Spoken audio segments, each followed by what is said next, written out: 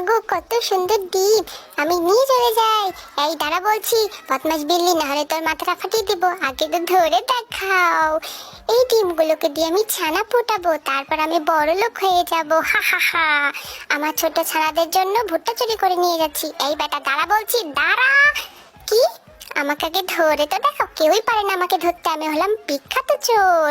এই ছোট্ট ছানাগুলাই একদিন বড় হয়ে যাবে, আর তারাও ডিম দিবে, তাদেরও বাচ্চা হবে। হিমা, এ কি? এরা তো আকাশে উঠতে পারে, কত সুন্দর করে আকাশে উড়ে বেড়াচ্ছে। আমারও তো এমন পাখা চাই, কিন্তু আমার তেমন পাখা নাই। হি হি হি হি হি হি।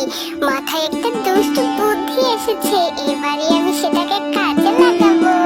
এই হাঁস, চল চল, তোদের চামড়াগুলো আমাকে দিয়ে দে। হি হি হি হি। তোদের চামড়া দিয়ে আমি আমার সুন্দর পাখা বানাবো। এই তোমার সুন্দর পাখা, এখন আমি আকাশে উড়ে বেড়াবো। আকাশে বাতাসে চল, সাথে উড়ে চল, হাই হা।